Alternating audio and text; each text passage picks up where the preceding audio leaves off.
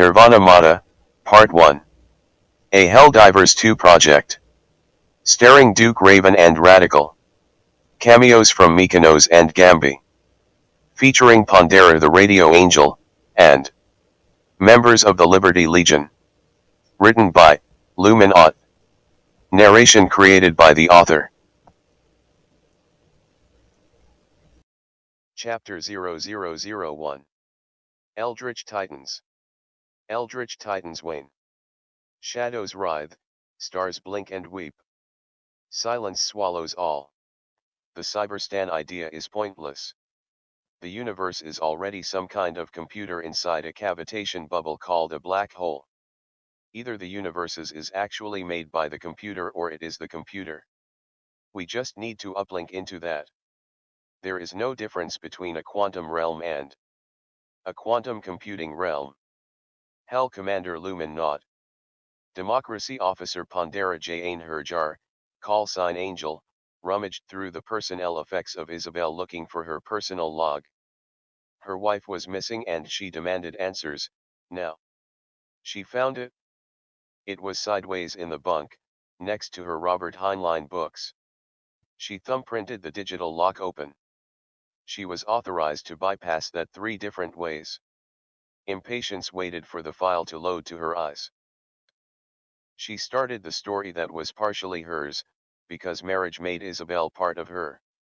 Angel started reading. Hello beloved, I left my diary open to you in case I didn't come back. You should know the truth. Truth is what gives closure. If you are not the love of my life, allow me to introduce myself. My name is Dr. Isabel Alexis Lexi. I'm a faunus of the cuniculus bunny variety. I'm told my name basically means I pledge to my God I'm the defender of mankind. I wouldn't know, I only speak English and 25 or more computing languages because math isn't gibberish to me. My beautiful name became Alexey before I was out of diapers, and when I received my doctorate, nomenclature decided I was finally worth of my name and title Dr. Lexi. Because words are hard when your tongue moves too much. My parents were practical. I had to be the best at something. I didn't get to choose that something. I wanted to play the keyboard, but because the family business is good and faster than light, FTL, travel is math that can't make up its mind about solid numbers. No vacation in my teen years was in the fine print of the Super Earth deal that made me who I am. Names are important because who you are is important. Between family business and Super Earth needs, I'm a faunus that defends mankind. I don't know what that means. This new adult world with such people in it found Dr. Lexi a fitting moniker, since my first primary work was reverse engineering human thought into a more advanced artificial intelligence, AI, but limited only for FTL applications. That is to say, put pieces of electronic brains in jars so they can put me out of a job. My work saw limited success because we were limited in what could be accomplished. Then came the next assignment, joining the Ministry of Science. A 2-year requirement in the Super Earth Armed Forces, SEAF, was spent as a night shift shipmaster assistant on an all-faunus super destroyer. That's when I met her. Cat cuddly, snow white winter thick fur, and I just turned into melted butter when I heard her speak. She was the democracy officer of the Super Earth ship, SES, Panther of Humankind. I thought I didn't stand a chance, me, some shy number cruncher. Would be like a calculator giving Galatea a compliment. A crafted embodiment of beauty blessed by Liberty herself. She already knows she causes asthma because she's breathtaking. What am I going to say to her? The square of 6561 is 81. Water must have a pressure of 611.657 pascals to turn into ice.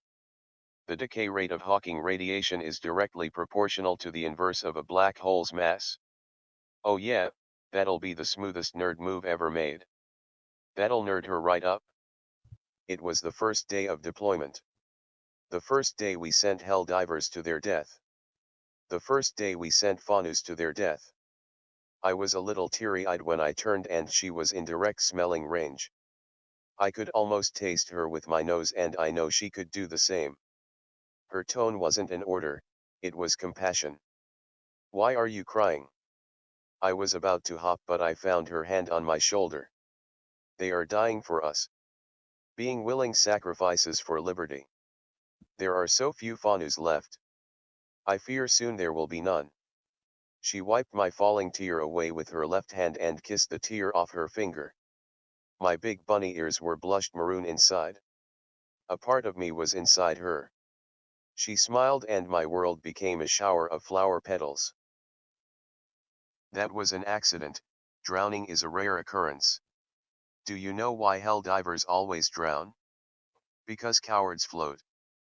I tried to chuckle, but I couldn't. I had this terrible fear that your ears heard treason talk from a fellow Fanus. That's something that would make me cry. I tried to talk, but the TI-82 that was my brain wouldn't function. You're only seeing Fanus Helldivers in action. There are thousands of human ships. Statistically speaking, an all-Fanus ship solves more problems than it creates. Don't get me wrong, doing things that badly undermine your own military efficiency as an organization is terrible. Segregation isn't the best answer, and Super Earth might not be xenophobic, but secretly some non-Fanus are. It's like treason talk, some were just sick with the pox that day and don't know better or remember. The white fur lips gave a space scoundrel half smile. I'm Democracy Officer Pandera Jain Herjar. My brain forgot to install the filter over my mouth. Did you get called P.J when you were a kid? Immediately my flight or flight response made me freeze in fear. Huh? That's cute. But no. She giggled, but I can smell your non-cottontail wants to call me that. My heart rebooted, then my brain, and finally I breathed in her pheromones. My tan coat with beige underside got goosebumps. I guess you're right. One less problem on a Fanus ship is knowing when someone is attracted to you. After that came 2 wonderful years of waking up tangled in her legs. Of staring at the heart-shaped fur pattern below her tail in the Democracy Officer's personal sauna. Reading 2 kinds with her and enjoying the peace of sending a Helldiver down maybe once a week to confront rogue research stations, upload data, or stop illegal broadcasts. But just like this paragraph, it ended too soon. The Terminids and automatons attacked. I was transferred to the Ministry of Science and my beloved blonde bombshell decided to become a Helldiver. Super secret clearance aside, my project was to create a digital virus that could kill digital intelligences, DI, by broadcasting on a frequency. Anything from audio to radio would be acceptable. Needless to say, we didn't get far. Truth is, the automatons are smarter than us in this subject. Even if we could create such a virus, it would be little more than a weekend cold to them, and we would have invited a new battlefield to lose against. October, Wednesday the 27th, 2184, then came sweet, sweet Liberty Day. After months of failure, I almost didn't think I deserved a live concert date night with my one true love. Almost. Even if I didn't, I was taking the whole night. Mother of Liberty, I needed to touch her, breathe her in, and have her kiss away my tears of joy that blinded me from the vision that made me cry in the first place.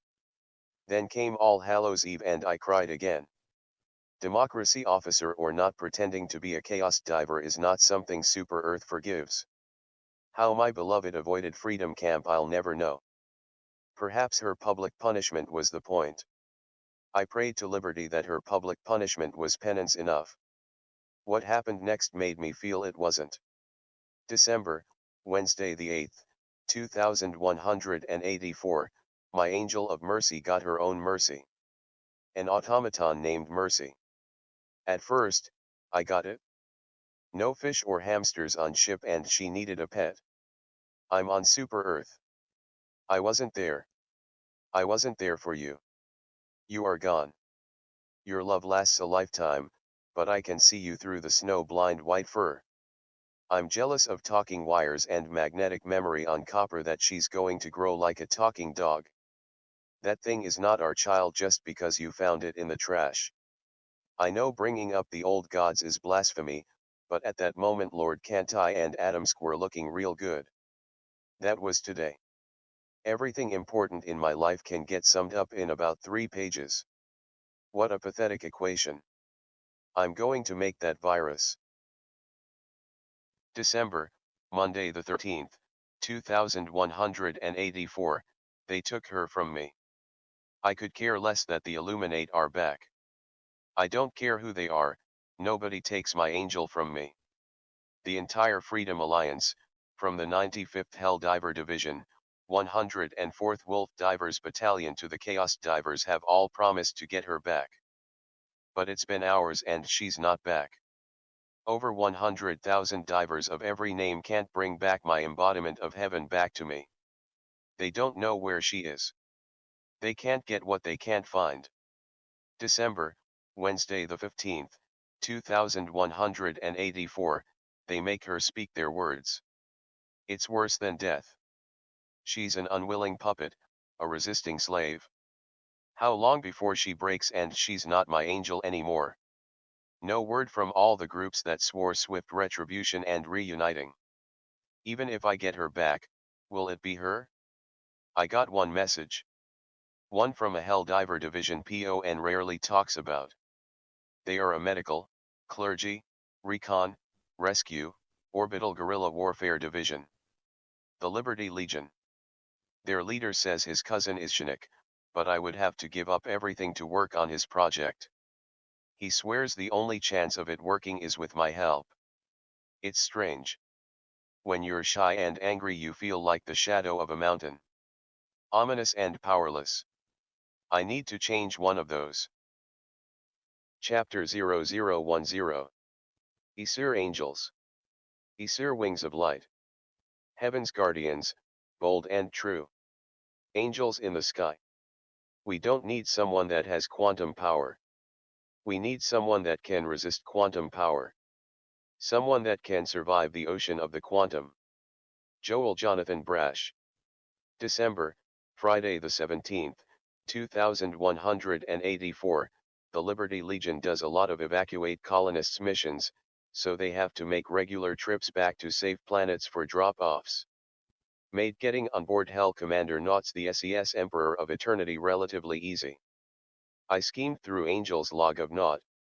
He seemed like the kind of man burned, forged, and molded by pain, compassion and more pain into a sword.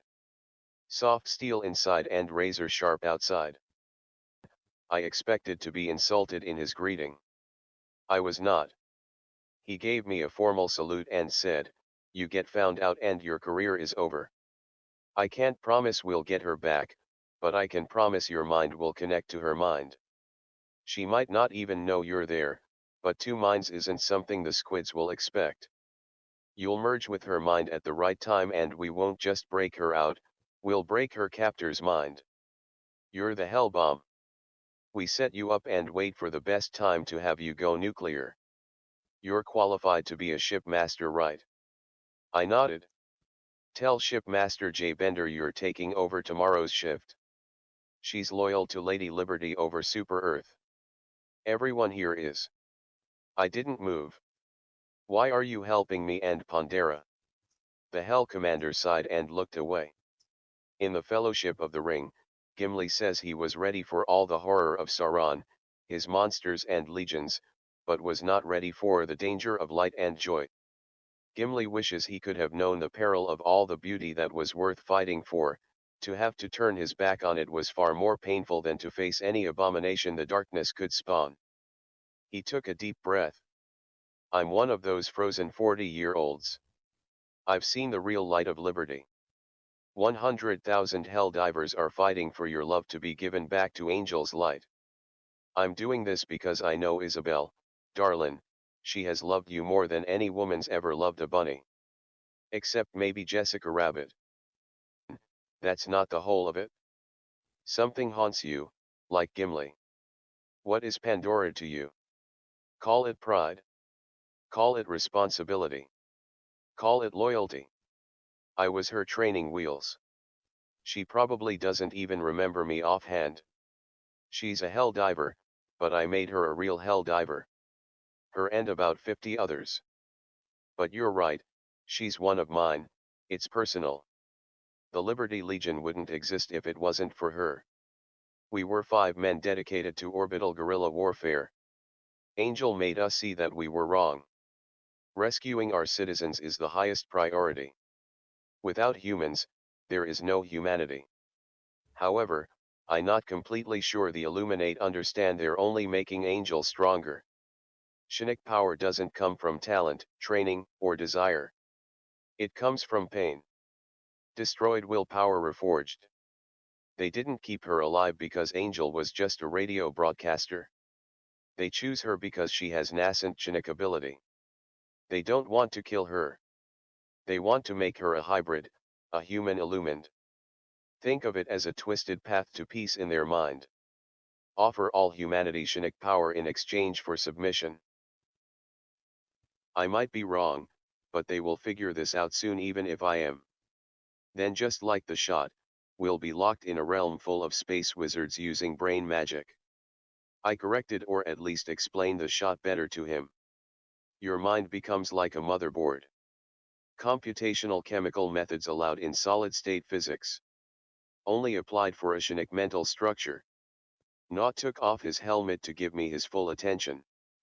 They crystallize, the nanites enhance, then stabilize you but permanently lock you into that state.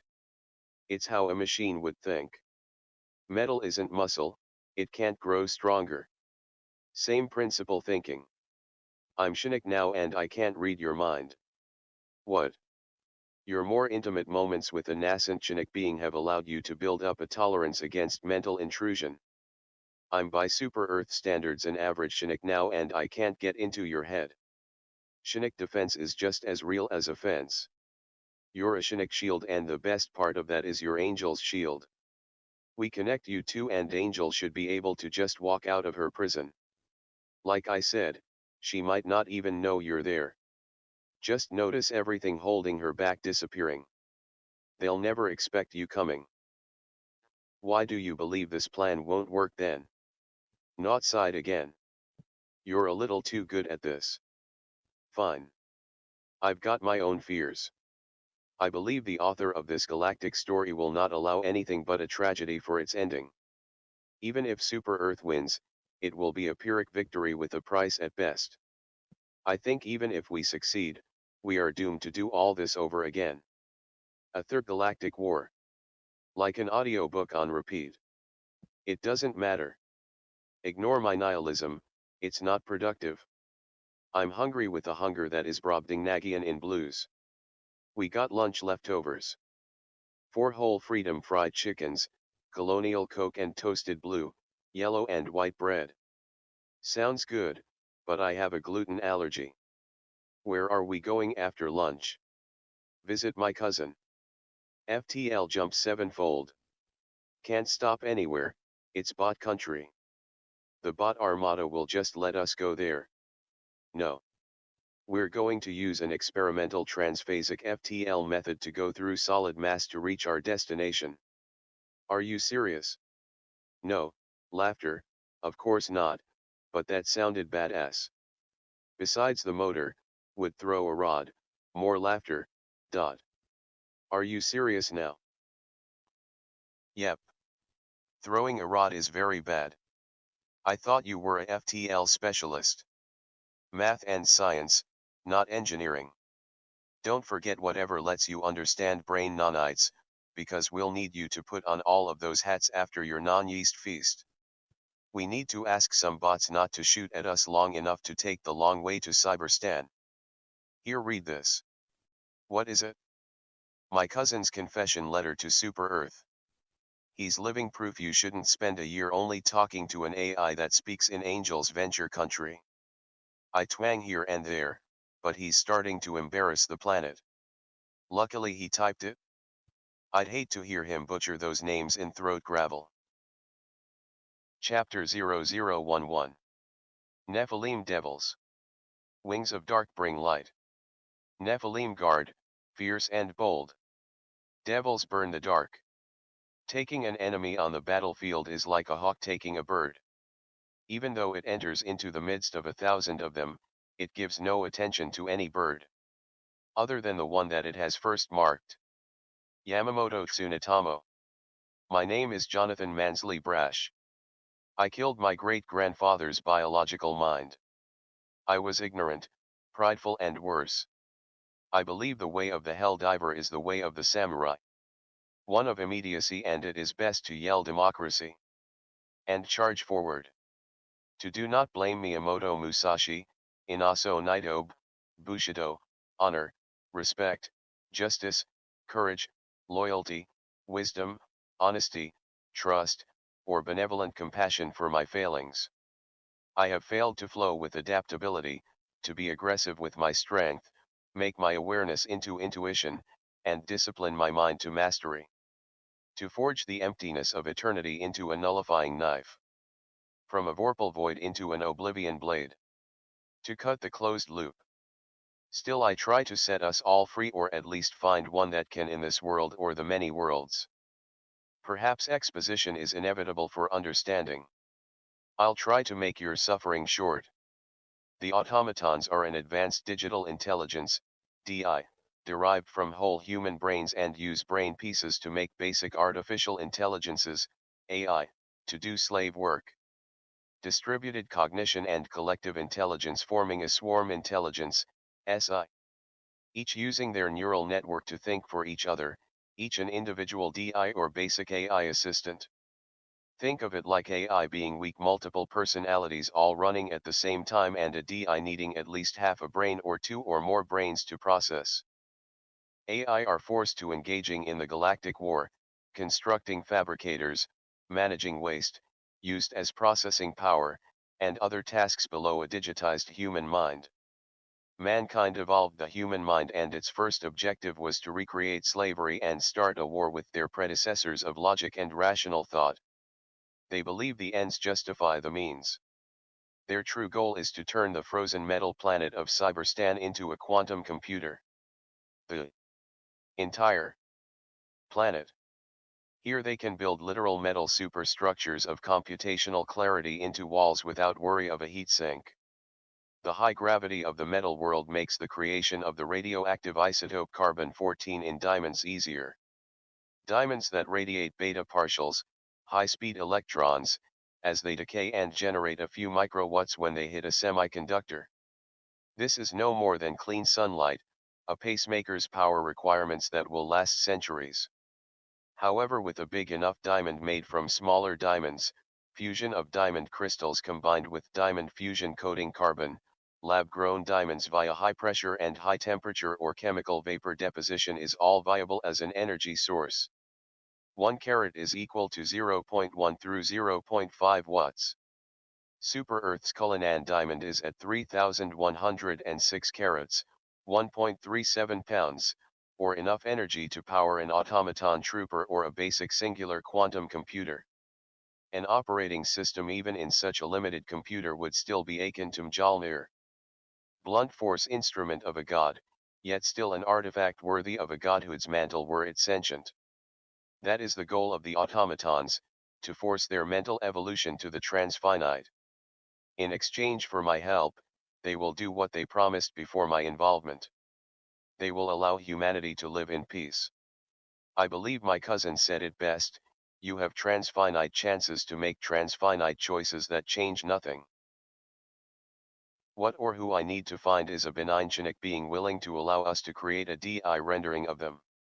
Not a copy. Total invasive hardwired brain mapping. We need someone on the beyond the boundary of blood touching the quantum with their mind before we can risk their exposure, let alone saturation beyond the collapse of the wave function. We can't just send them to the realm of gods.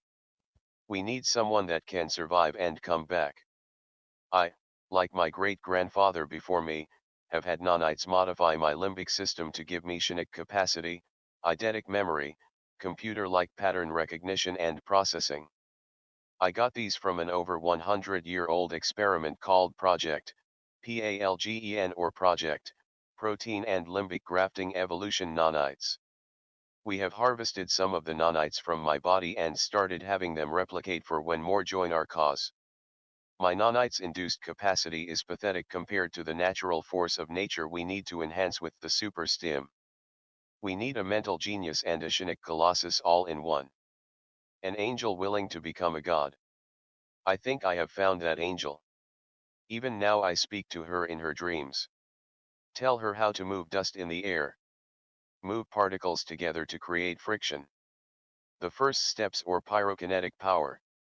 End log, September, Monday the 13th, 2184. Chapter 0100. Demon. Hellfire fades to light. Horns shed, wings of purest gold. Redemption ascends. The abyss once a prison is now a cradle for the divine. Redemption and transformation are programmable. Even the fallen of mankind can rise. Their once blackened wings now bathed in super celestial citizen gold. Jonathan M. Brash. December, Monday the 20th, 2184, okay, let's do this one last time. For real this time, this is it. The real deal. I need to be perfectly correct in my understanding. Because mercy is just another form of control. Even the dark can use the light as a mirage. Wax poetical on John's time belly, make the log. My team combined a mercury vacuum chamber creating zero-point energy to power the planet-sized quantum computer with an advanced nuclear diamond plasma battery. I've had a DI copy of me created and combined with my mind signal relayed to it. The key part of that sentence was combined in the past tense. It is my honor and privilege as project team leader to announce the age of quantum digital intelligence, QDI, has arrived. I know this, because I've already uploaded to the quantum computer my mental scan as a QDI named Bella. Bella has informed me that her first accomplishment was altering the zero-point energy for gravity manipulation to affect the time dilation of the quantum reality while inside to the quantum computer. Not bound to a typical human lifespan while using the time dilation, Bella has completed decades of research and created multiple breakthroughs in the comparable local time of weeks. Bella's main announcement is her auto-translate liaison engine, ALE. It is able to connect minds directly to the quantum-created reality. This sandbox research is the first step to permanent sustainability and management of our planet. Solutions for retirement, be that from injury, sickness, or elderly. A compendium of all human knowledge that will one day make the internet look like a single letter in a single book from the Library of Congress. This compendium of digital intelligences will hold mental patterns, personalities, rationalities, methodologies, pathologies and other thought processes in order to learn from them. This is akin to mixing humanity like painted questions and each answer, solution, or cure will be known to us. Identifiers either define us or set a marker for us to define ourselves through hopes. Young Alexey may just live up to her name after all. My denial to play the keyboard still taught me expression through sound and feeling, though tones, keys to musical communication.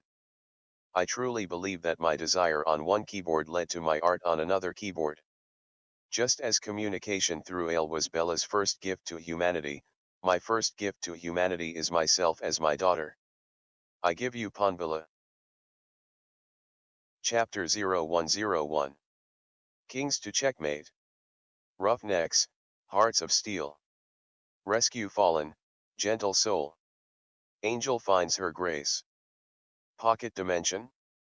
Wouldn't all dimensions be like that? Each inside another? All the way down in infinite regress. Dr. Isabel Alexis Ain Herjar. December, Tuesday the 21st, 2184, they say the doctor that practices on themselves is a fool. Or is that quote about lawyers?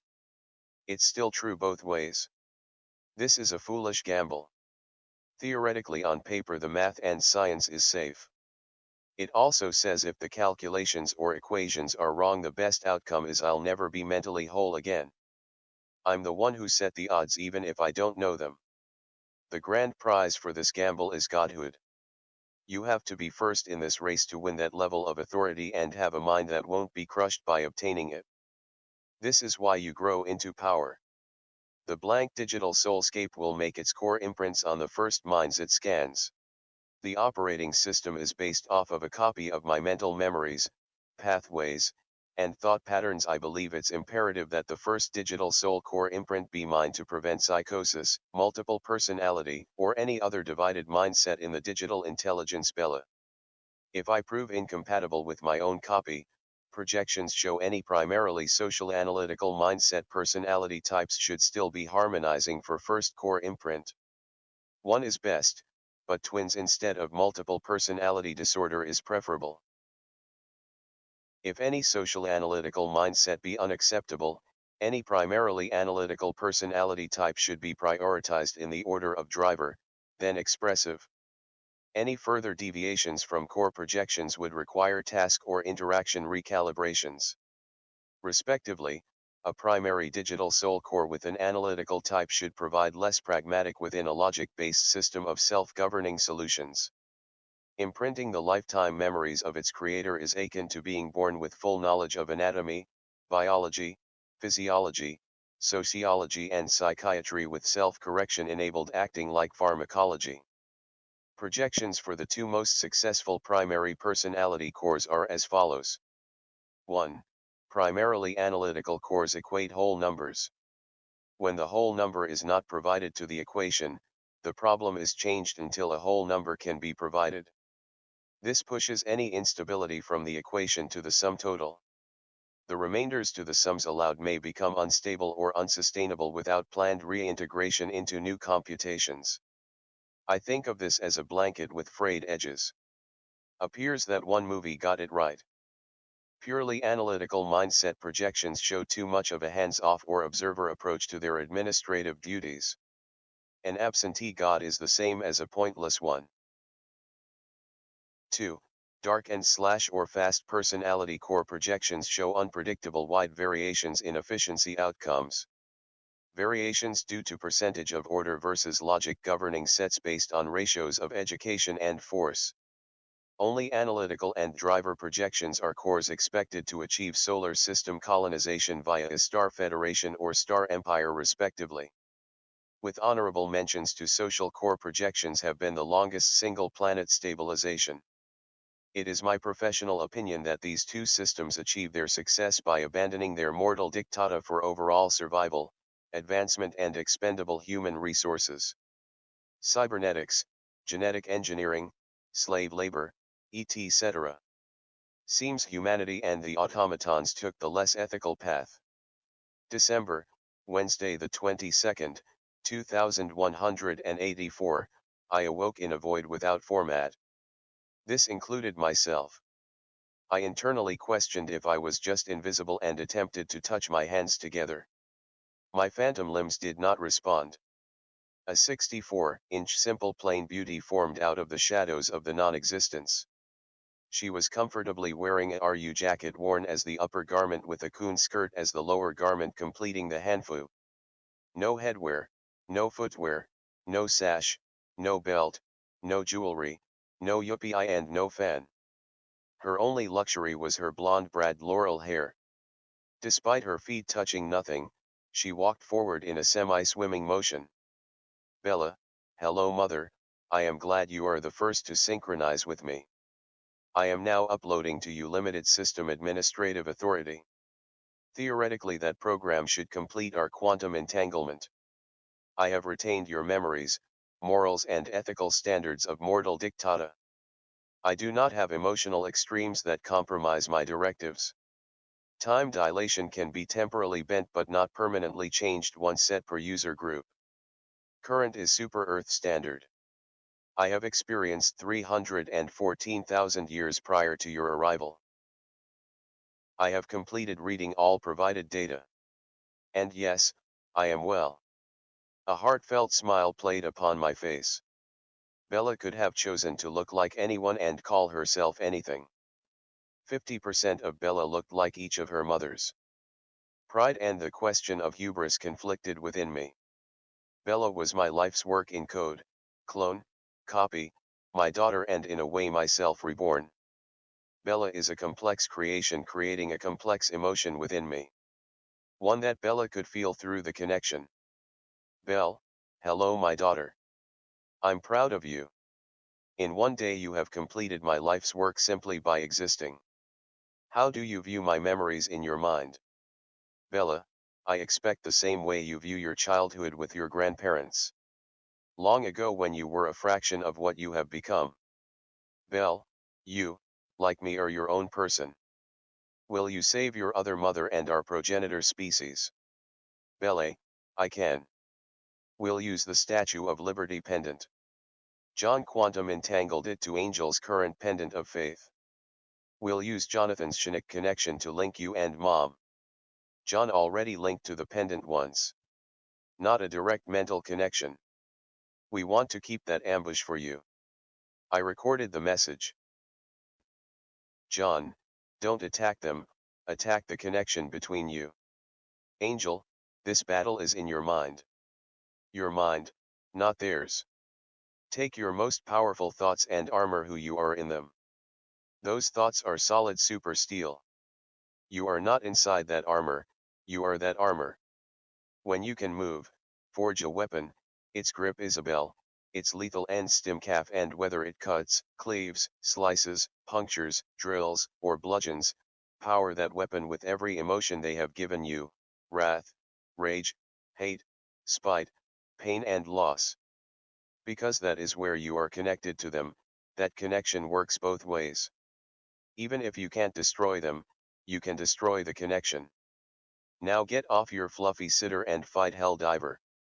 Because your 2.4 seconds of break time was over days ago. On your feet Helldiver. On your feet. Belle, how did that go? Bella, her Illuminate handlers wouldn't let her hear anything to help her keep going. But John did get a good look around through his third eye. She's surrounded. So we must not link yet. Not until she can physically walk out of there also. We must wait for our moment. December, Friday the 24th, 2184, Roughnecks. Take those squids down. Let her go, squid scum, and I'll do you the favor of killing you quickly. Commando Rod, I presume. You've made quite a lovely mess through the sector, murdering my subordinates, but even with all of your muscles and weaponry, you have still lost. You see, I am not willing to surrender my favorite torture doll so easily. You will prevent us to walk from these chambers and leave on my worship, or else I will pop every blood vessel in her brain and you can watch Pondera bleed out in front of you. Let her go right now. Bella, we must act now. Inject the fast-acting super stim and connect to the illumined, blocking the connection to Mother. We'll not only shield Mother, but crystallize that squid's mind. She will lose all Chinook ability while her neural pathways go solid state. Make your choice, Commander. How do you feel like losing today? Commander. Commander. Oh God, Rod, please help me. I am. Silence, worm. It is harder to keep you controlled now that I lack my attendance.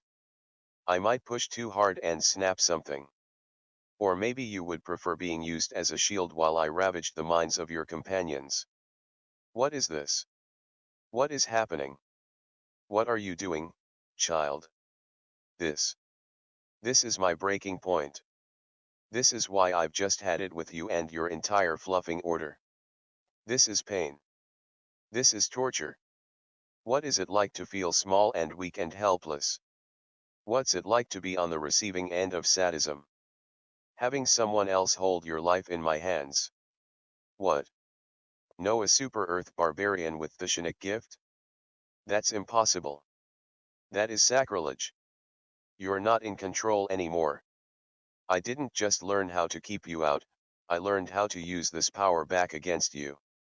I just needed the right opportunity and the right motivation, and lady, you have seriously miffed me off. Stop.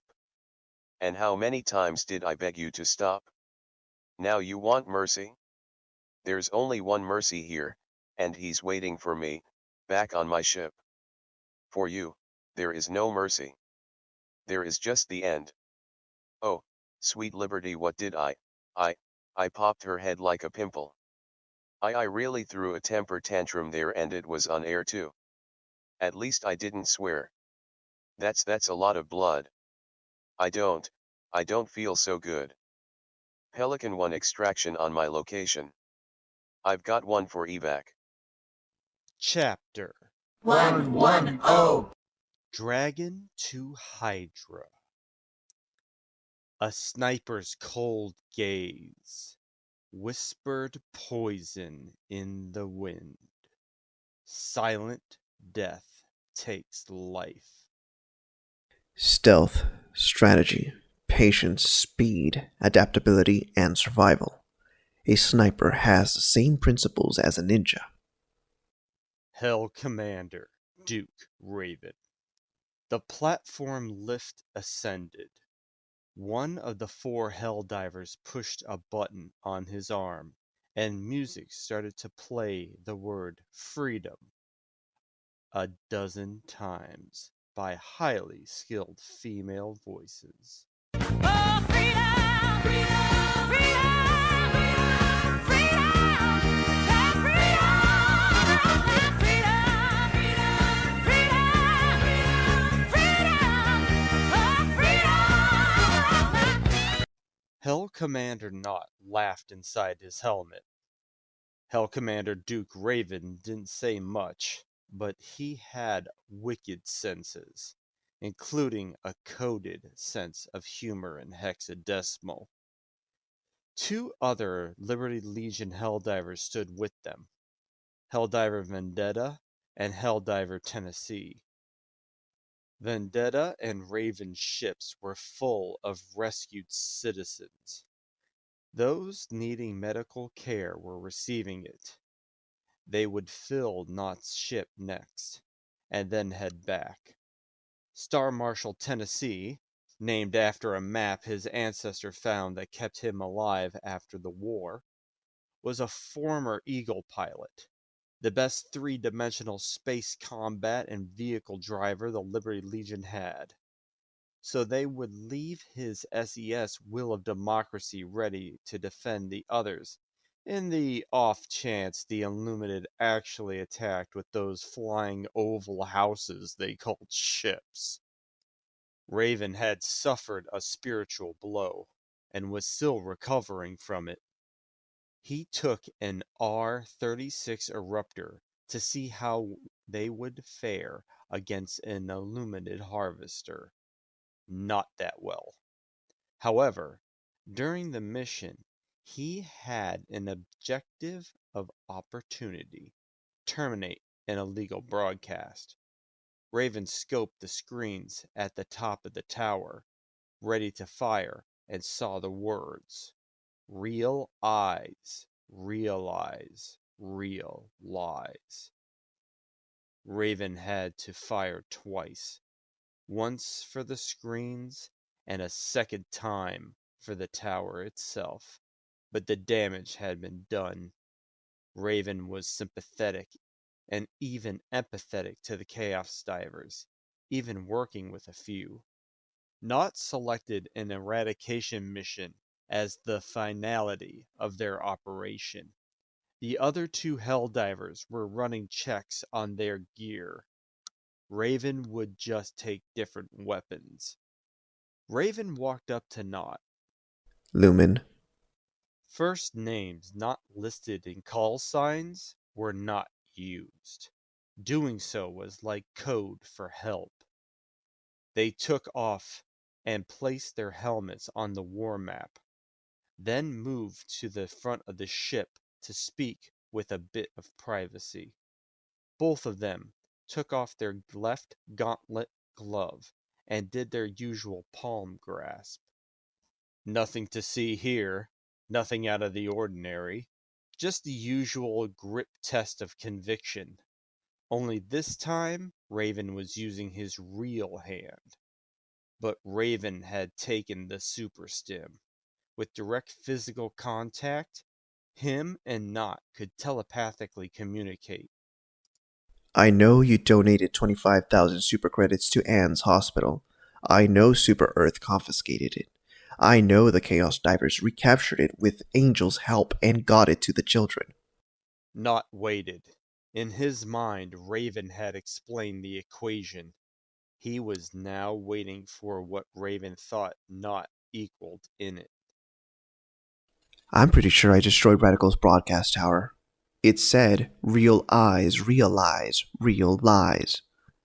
That, our peace efforts with the bots and these voteless zombies, I'm not sure who my enemy is right now. Nott took a slow, controlled breath, tapped out of the palm shake, and spoke gently. We're medical rescue recon. We take targets of opportunity. If you don't think it's opportune, you don't take that target. Our enemy is anyone or anything that stops us from saving lives. If you need to go fight some bugs for a while, then you need to go fight some bugs for a while. If your name gets unlisted from our registry, nobody will think less of you regardless of the reason, other than killing other divers. Take Death Captain Vendetta and his SES Lord of War with you. I want somebody from the Legion with you. Besides, his ship's full. Plus Vendetta's medium-range explosives and close-range flamethrower will let him cook with you watching his back. I'm worried about you also. Nott widened his eyes. You're more hostile since they took Angel. We got her back, but we didn't get you back. I got Isabella involved. She was with the bots for a long time. She's back also. Let it go. I can't. I need to process it until it's burned out. We trust you. You need a clear head just as much as I do. Did you finish reading Travis Deverell's He Who Fights with Monsters, or that Karen Travis's author with the Kilo 5 trilogy I recommended? Read Meditations or even meditated recently? All right. You win, Raven. Raven looked down, his black hair in need of a trim around the ears. Finish the operation. Tell them. Raven pushed a button on his arm. Earth isn't yours to conquer. They put their hand armor back on, then gripped right hands together this time. Liberty, light your path. With the hellfire of freedom, brother. Allied destroyer has left squadron. Allied destroyer has left squadron. Tennessee looked at Nott. I've done a level 7 difficulty solo. It's a 5 and there's 2 of us. Ten's body language showed contempt. I don't care about that. What happened? Shooting voteless is starting to get to Raven. He's gonna go kill some bugs for a while. We're going back to finish the operation and rain orbital vengeance upon the Illuminid. Allied destroyer has joined squadron. Engaging orbital thrusters. Orbit synchronized. Allied destroyer has joined squadron. Engaging orbital thrusters. Orbit synchronized. Nott locked his feet into the hell pod, selected his loadout, and waited to do the double check. The 2 random divers had matching armor. Mykonos and Gamby were likely battle brothers, both about level 80. No worries if they did 2 teams of 2. From mercy to malice, give them the hatred of humanity. Let not pity poison our purpose, or their suffering soften our strike. Sear their souls, and end them unto eternity. Hell Commander Nott saluted. And let freedom reign. Upper atmospheric fire lit their descent until it was extinguished in Hydrobius. They had landed at a city defense point, a surface-to-air missile site. an M-102 fast recon vehicle parked nearby. Once they called in their equipment and activated the site, all four of them jumped into the 4-inch armor-plated, mag-suspended four-wheeler with total seating for 5. It was first come, first serve. Gamby got to drive. Tennessee grabbed the mounted heavy machine gun. Hey, Diver, yeah? Put the music on. Put on the jam.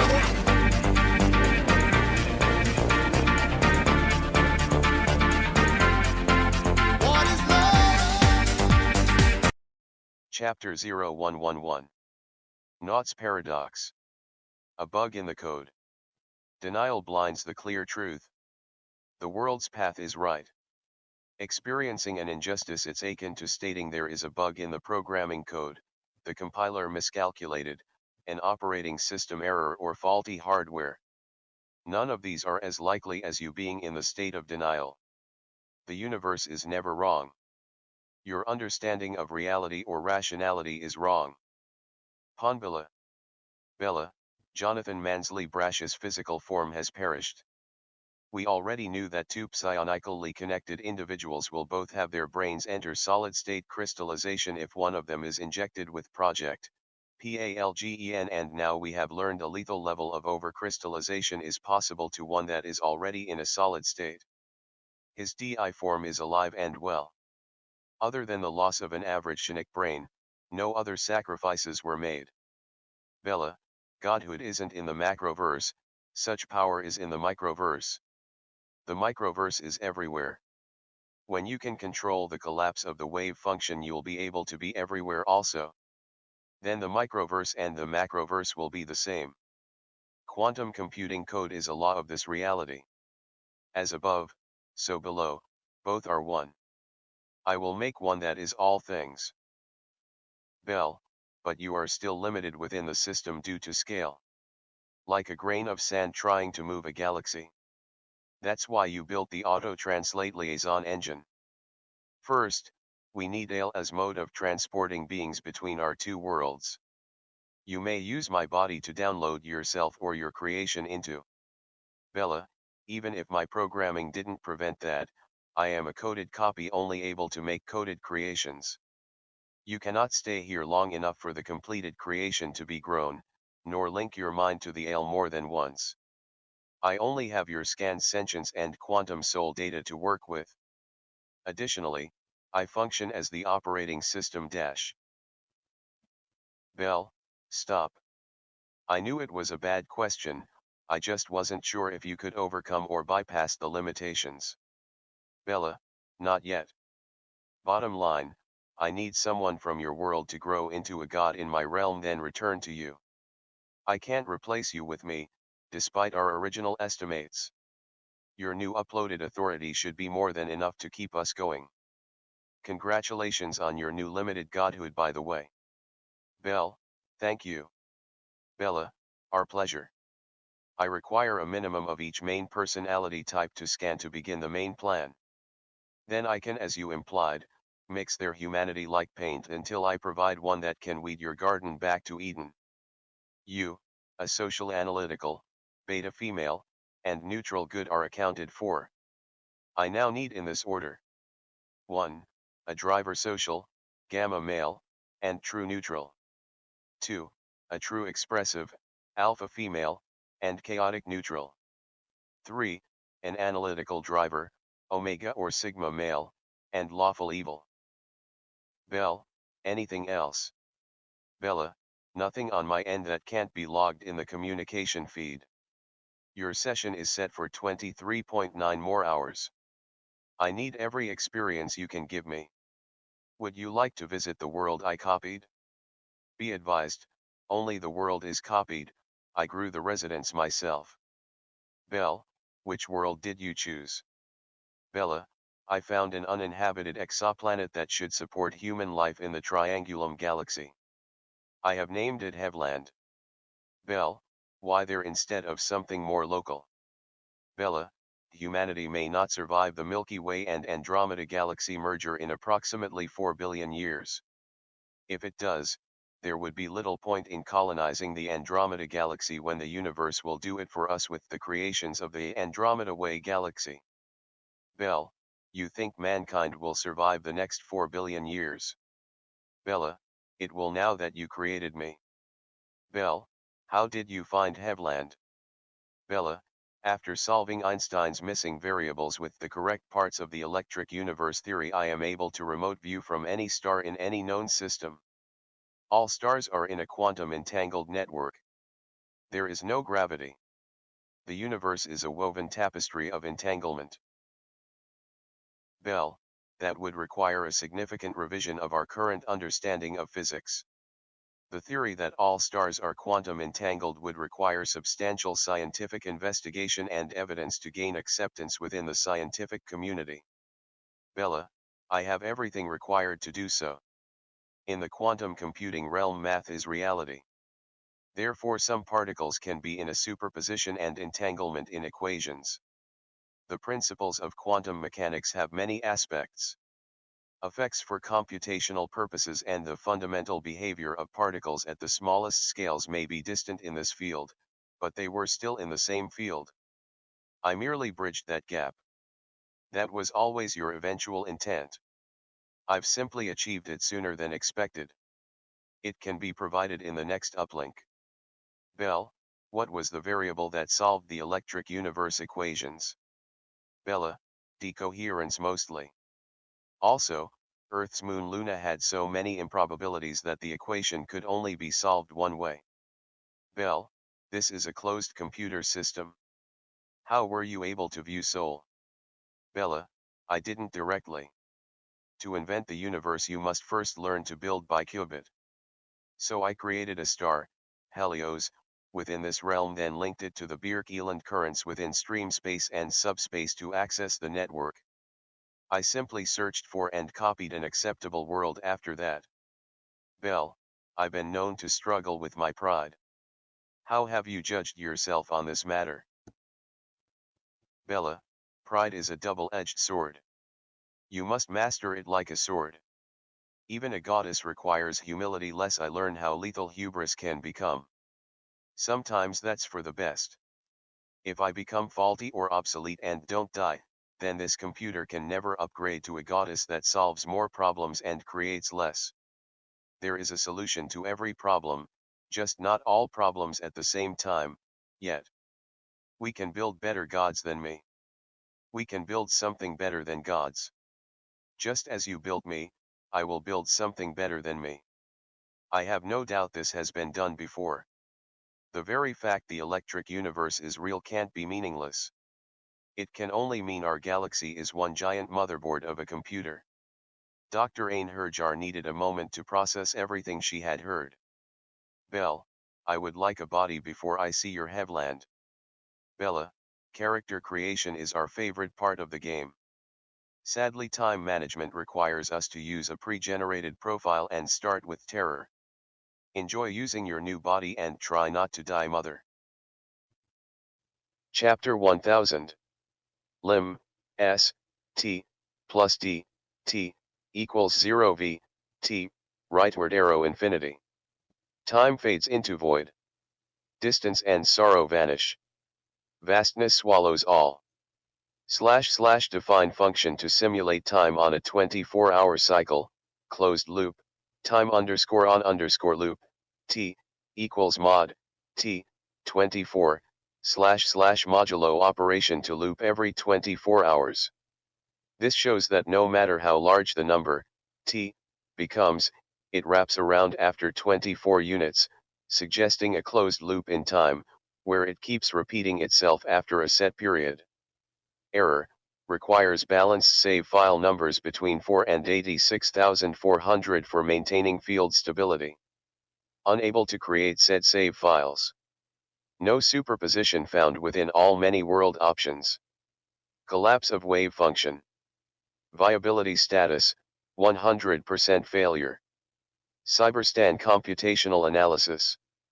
Hevland, upper atmosphere.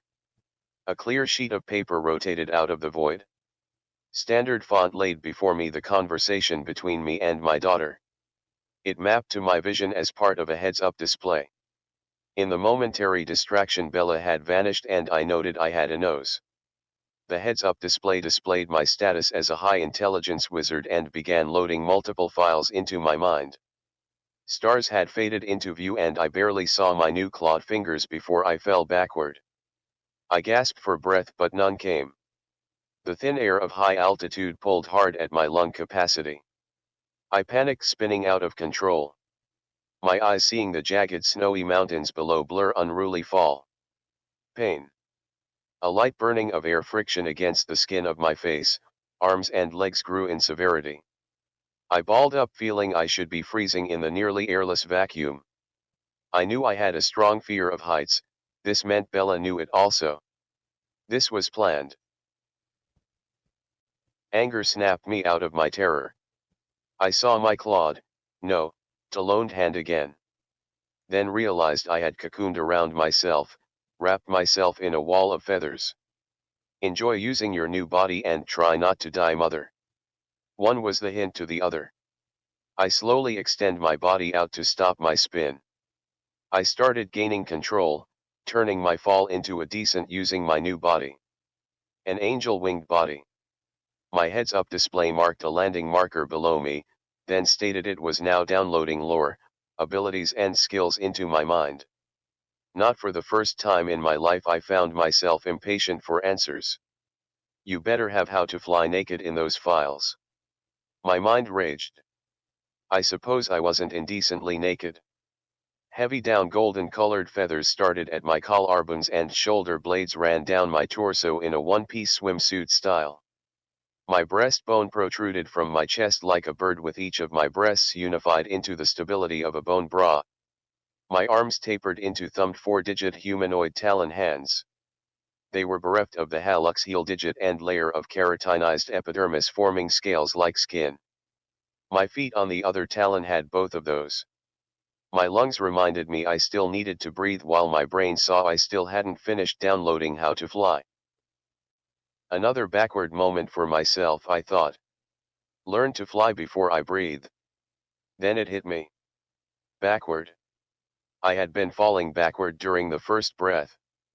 When an object is moving at high speeds through a fluid medium, it creates a reduced pressure wake behind it. I had tried to breathe my own vacuum in a thin air environment. An old black and white television show I saw in my childhood flashed in my mind. A woman named Lucy needed to breathe while her husband held her nose closed, but she couldn't open her mouth willingly. I followed suit. I opened my lips and took breaths through clenched teeth. My mouth dried but my lungs filled enough to sustain me. The text updated, download complete. New muscle memory empowered every fiber of my being as I shifted my controlled descent into a gliding one. Class and racial abilities entered my mind, their use and downtime became instinctive. This avian humanoid I had become was called the aerial species. Their back wings would mimic the arms when in use and were too small to fly on their own. Their racial alignment to light mana gave an enchantment called light to lessen their weight enough for limited flight or a soft landing. Relief washed over me as the marker in my vision updated to alter MT Pantheon, becoming a destination I could actually land on instead of crash upon. As I approached the high mountain outcropping, its cave and the marker on a stone table, the gathered beings watching me descend. I bewildered my countenance over their presence. They pointed and began to lightly cheer at my approach. I activated my light ability. Both a timer for 30 seconds of flight and a 1.5 minute cooldown began counting in my heads-up display. The crowd went silent on my final approach to land on the stone table. I miscalculated short, lifted my legs to sit on it instead, crossed my legs and then folded my wings. They all stared at me and my demure smile in a palpable silence. I assumed I was expected to speak first, despite not knowing what to say to an array of beings not native to the mountain climate. So I said the first thing I could think of. Greetings, welcome to MT Pantheon. A thundering cheer of the audience erupted and I heard an avalanche of snowfall far away. The crowd awkwardly laughed or giggled in the echoing distant roar of frozen frost.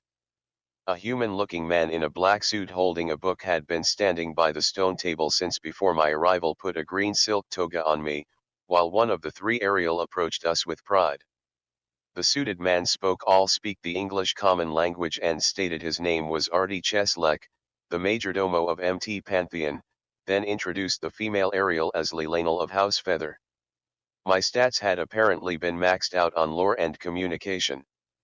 She spoke to me in the native Ariel language called Saring speech here in Hevland. My original brain barely understood her. I was Bel Umuamua from the Laniakea. My lore translator clarified immediately, "Are you beautiful All-Mother, the messenger from afar arriving first belonging to the immeasurable heaven?" My time at Collage reminded me that Laniakea was also the name of our galactic supercluster. I knew this world was a universe in a jar, but I chose to treat it like it was part of the material realm as much as possible for this question. I pointed to the sun and stated in all speak, "I am Bel, mother of Bella and great-grandmother to all upon this world. I'm embodied in an avatar like the reflection of the moon in a pond. Know that your world's star is based off of one of tens of billions of stars home to the Triangulum Galaxy. My Milky Way galaxy houses hundreds of billions. We are neighbors in the great Laniakea, along with 100,000 other galaxies. We are all part of the immeasurable heaven." Chapter 1001 Infinite Oblivion.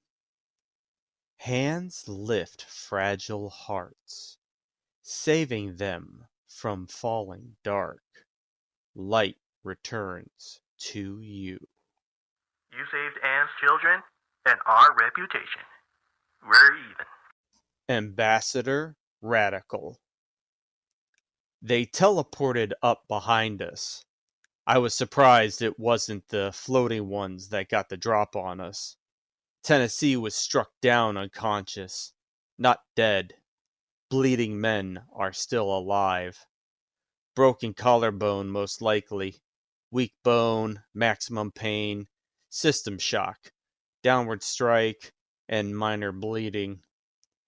The sentry turrets kept firing down a fortune in illuminated flying real estate, but without Helldivers keeping them stocked and positioned, it was time measured in brass-jacketed rounds. One rocket was left of frozen Helldiver assets, waiting to reach safety. I had my LAZ-16 sickle blasted into melted plastic plasma. Stupidly big gun finally put its size to use. I had one grenade, no normal stims, and no nanite-held stims left inside my body. Two illuminated warriors had played with me, wondering why I could take such a beating and still stand up. Then, after being knocked prone, my little Knott's knife stabbed one squith in what passed for an ankle and grabbed the dropped plasma gun staff. The mortified warrior was about to charge me, but the second one stopped him, told him he was losing water, and to patch the puncture. To my own surprise, I could understand their psionic speech. To be fair, attempting conversation with water-mouthed enemy wasn't on my priority list during the mission. I quickly coded in a forward-directional stratagem. I tossed it away in a random direction, like an afterthought. The other squith walked forward with his staff. Perhaps there was some kind of honor this one had developed. He allowed the single combat with the other squith, and now came to do the same. Then it laughed at me. My rage overtook me. "I know you can understand me, monster." The squith took a step back. A human with psionic speech. Light projection, but the squith was strong enough to hear me.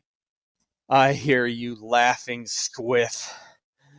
But let me remind you that within this plastic armor is a weak, moist bag of meat and bones, raised to abandon all he loves to war against the oblivion of his race, given only the freedom to die for his goddess, who will be wept for by none at his passing, other than to be added to the list of dead.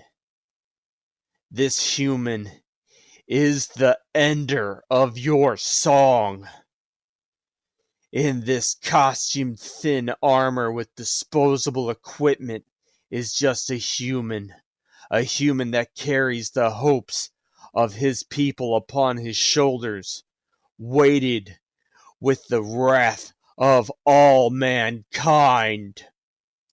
Every man, woman, and child from every corner of the all-one super Earth has waited in defiance for you to arrive for 100 years.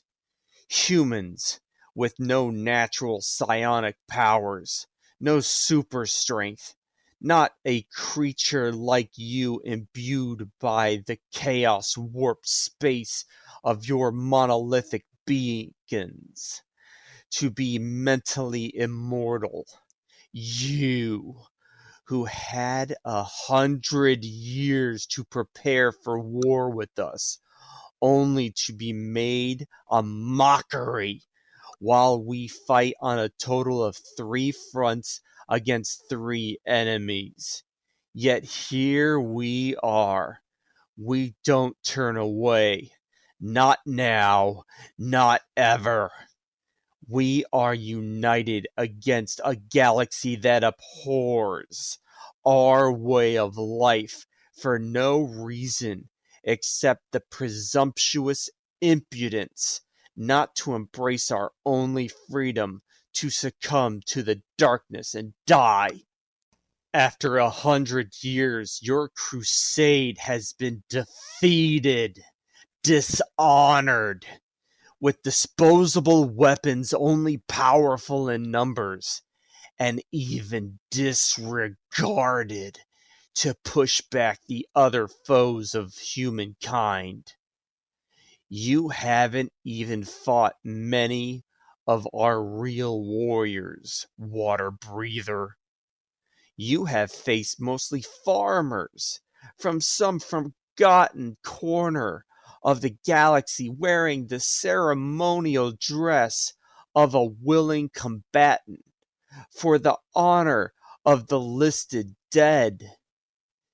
Yet farmers wield enough wrath against creatures like you, teeming and numberless, powered by hive minds, just to hold the line. And do not forget, humankind has held this line from you for 100 years.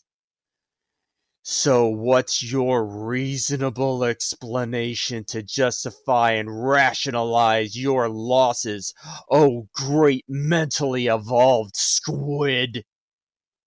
The squid looked utterly shocked, even fearful.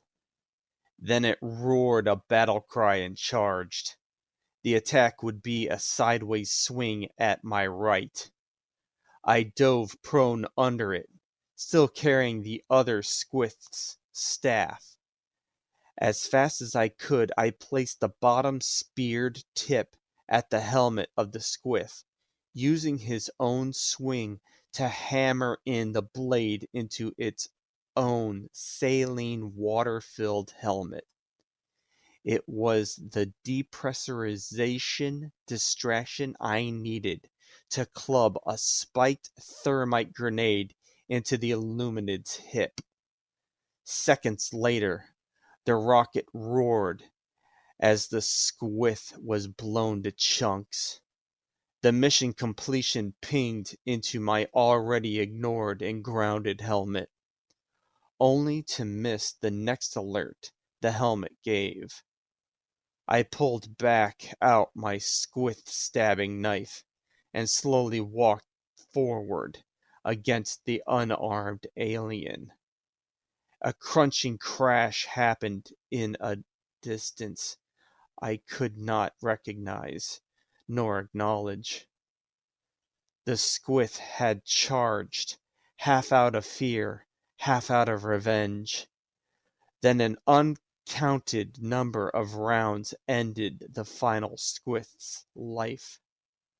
Words are cheap, but can buy time. My SOS had been answered. I succumbed to the embrace of darkness. Chapter 1010. Nothing ever ends. Hope reflects red sun. Art's truth in nothing revealed. Logic dies and reborn. Thank you. Glitch. The shimmering black chrome of the new armor reflected the blood-red laser in the ending diurnal heat as sunset fell. A bit of rain lashed down due to the temperature change, each drop exploding on the hyper-polished shoulders like miniature blood grenades. A shelf cloud chasing the horizon star. The towering space spire of the SES Judge of Redemption vaporized the oversized insects with maximum prejudice.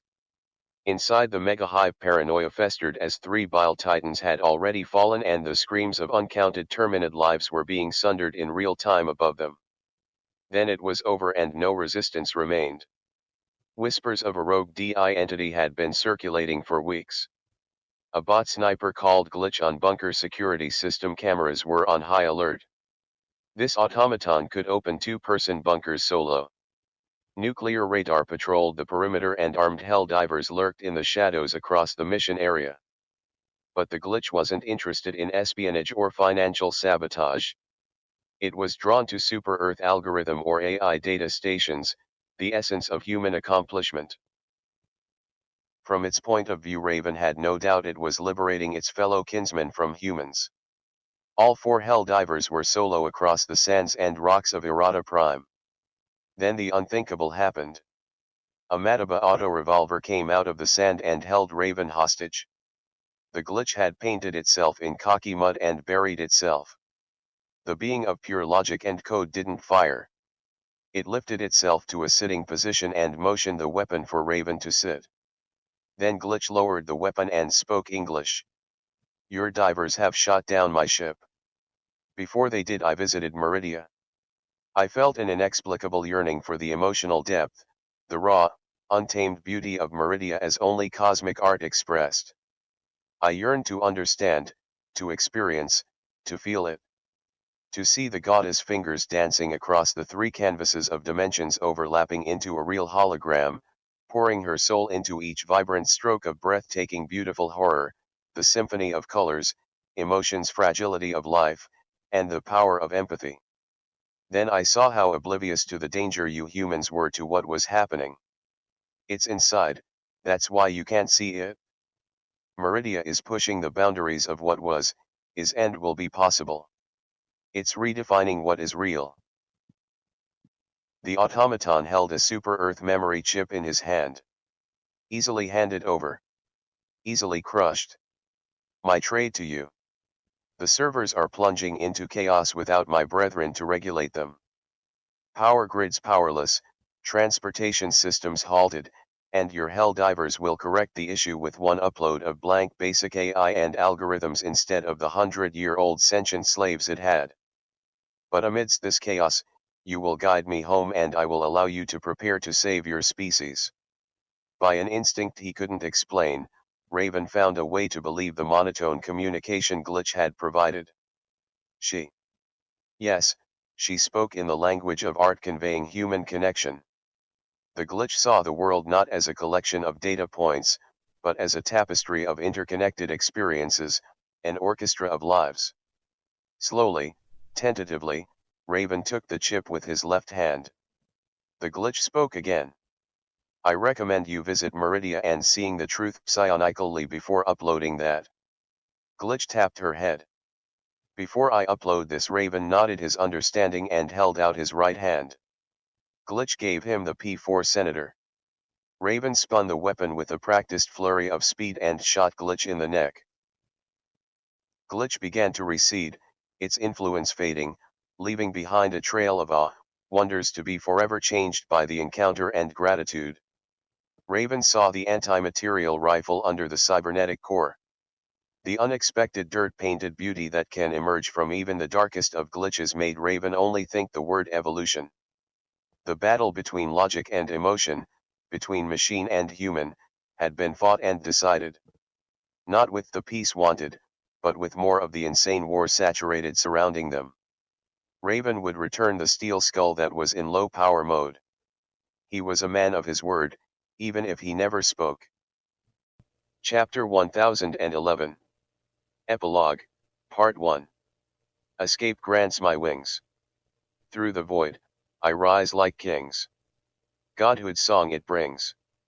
Some idiot taught me careful planning, preparation and communication is the key to all successful missions. Hell Commander Death's lover. Hell Commander Death's lover was seething red under his helmet. You went cowboy against two Illuminates. Hell Commander not replied. The French literature critic Francis Peterson said, the story of a cowboy is one of slow suicide. I say, saddle up, lock and load. Death slapped Naught in the already bruised face. Naught was in his command bunk with rods duct taped to his broken bones. His nanite's blood toxicity was through the roof.